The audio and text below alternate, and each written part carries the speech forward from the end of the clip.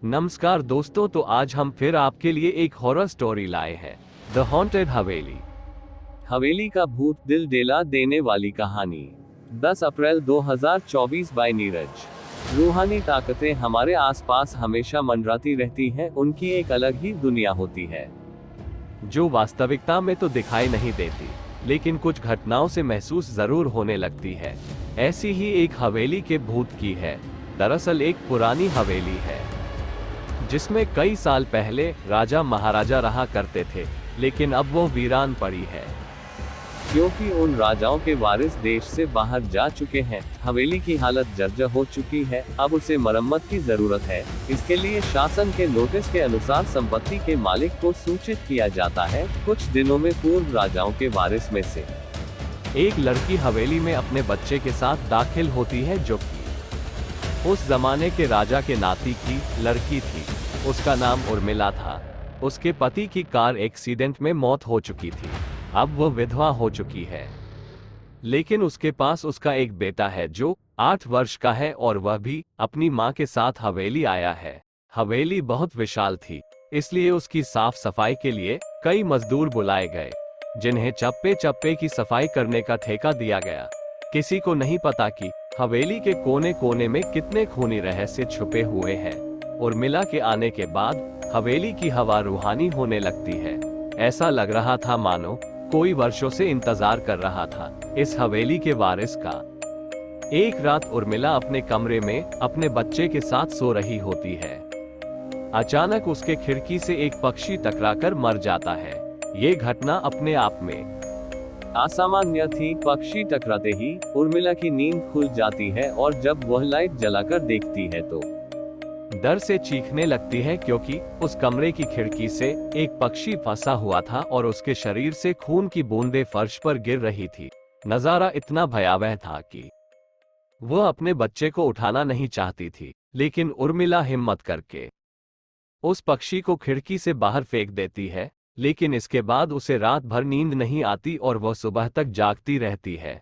दरअसल वो जानना चाहती है कि यह किसी की शरारत तो नहीं। सुबह होते ही वह अपने यहाँ काम कर रहे मजदूरों से जाकर कहती है कि रात को मेरे कमरे की खिड़की पर कोई पक्षी आकर टकराया था और तुरंत मर गया। क्या तुम लोगों में से किसी ने यह हरकत की है? क्योंकि पक्षी खुद ब खुद तो खिड़की से नहीं टकरा सकता। मजदूर कहते हैं, नहीं, हमने तो खिड़की से नीचे किसी पक्षी को मरा हुआ नहीं देखा, हम तो अभी वहां से चले आ रहे हैं। और जब सभी जाकर देखते हैं तो वहां वह पक्षी नहीं होता। उर्मिला घबराने लगती है कि यह क्या, यहाँ तो पक्षी होना चाहिए, या कम से कम खून की कुछ बूंदें दिखनी चाहिए, लेकिन यहाँ पर पक्षी का एक पंख तक नहीं पड़ा हुआ। उर्मिला सभी मजदूरों को कहती है कि हवेली में बहुत सी कीमती चीजें और मूर्तियां हैं, संभाल के साफ सफाई करना। मजदूर अपने अपने काम में लग जाते हैं। उर्मिला अपने बच्चे के साथ कमरे में टीवी देख रही होती है कि अचानक हवेली की छत से एक मजदूर नीचे गिरता है। उर्मिला को अचानक लोगों की आवाज सुनाई देती है। वो भागकर खिड़की से नीचे देखती है तो एक मजदूर की लाश पड़ी होती है। उर्मिला कमरे से नीचे आती है और इसके गिरने का कारण पूछती है। लोगों के जवाब अलग अलग होते हैं। कोई कह रहा होता है कि इसने खुद आत्महत्या की है, और कोई कह रहा था कि ये गलती से गिर गया है। सभी के दावे अलग थे, लेकिन उर्मिला को कुछ अनकही बातें सुनाई दे रही थी।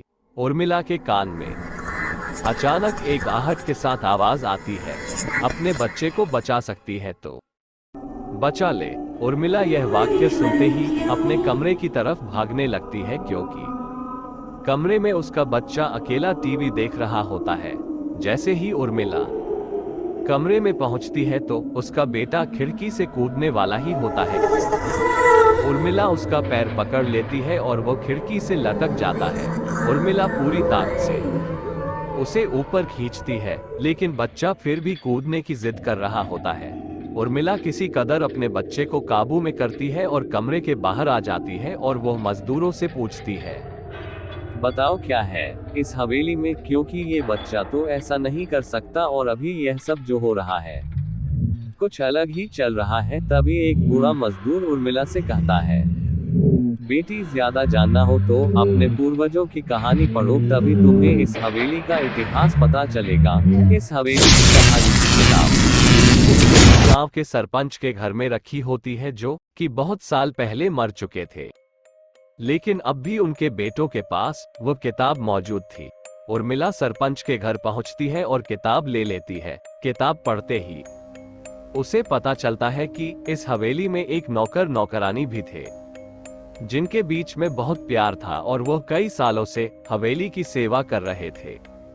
लेकिन एक बार रानी के शाही गहने चोरी हो गए और उसके शंका में राजा ने नौकरानी को चोरी की सजा दी और उसे जिंदा दफना दिया गया। उसके गम में उसके पति ने भी अपनी जान दे दी और उसके 1 महीने बाद ही उस राजा ने अपनी ही तलवार अपने गले में घुसेड़कर आत्महत्या कर ली। उसके बाद छोटे मोटे हादसे हवेली में होने लगे, जिस वजह से यह हवेली हमेशा के लिए बंद कर दी गई। कई सालों के बाद वहां कोई आया है, जिससे वहां रहने वाली आत्माओं को मौका मिल गया फिर से बदला लेने का। उर्मिला हवेली का रहस्य जानकर यहां से जाना चाहती है, क्योंकि उसे अपने बच्चे की चिंता है। इसलिए वह रात में ही कार लेकर एयरपोर्ट के लिए निकल जाती है।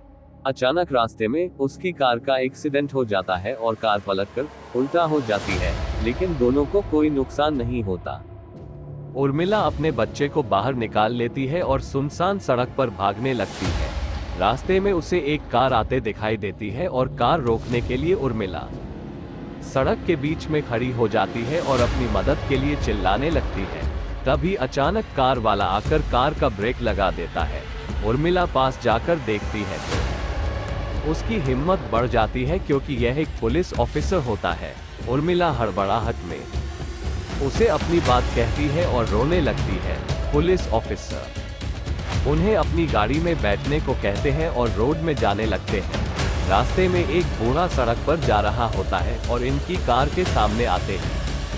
रोड पर गिर जाता है। पुलिस ऑफिसर गाड़ी से उतरकर उस व्यक्ति को देखते हैं। बूढ़ा व्यक्ति बेहोश हो चुका था। पुलिस ऑफिसर उसे गोद में उठाकर अपनी गाड़ी में पीछे बैठा देता है और अस्पताल के लिए चलने लगते हैं। अचानक उस बूढ़े व्यक्ति का हाथ पीछे से पुलिस ऑफिसर की गर्दन तक पहुंच जाता है। पुलिस ऑफिसर छटपटाने लगते हैं और अचानक गाड़ी का ब्रेक लगा देते हैं। गाड़ी की स्पीड कम होने की वजह से कार वहीं खड़ी हो जाती है और ऑफिसर अपनी गन निकालकर बूढ़े की तरफ निशाना लगाकर गोली चला देता है। बूढ़े की सर में गोली लगने से भी उसकी जान नहीं जाती है। महिला और पुलिस ऑफिसर दोनों समझ चुके थे कि यह कोई भूत है। भूत को देखते ही उर्मिला अपने बच्चों को लेकर बाहर निकल जाती है और इसी बीच पुलिस ऑफिसर भूत की पकड़ से अपने आप को छुड़ाने में कामयाब हो जाते हैं।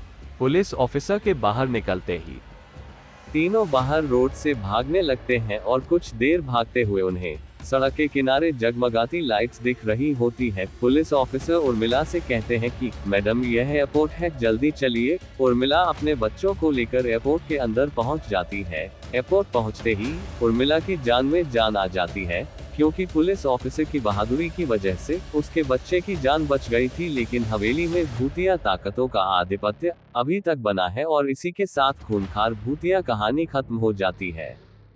तो दोस्तों, कैसी लगी आपको हमारी आज की ये भूतिया हवेली की कहानी? कमेंट्स में जरूर बताना और ऐसी हॉरर स्टोरी के लिए हमें सब्सक्राइब जरूर करें। धन्यवाद।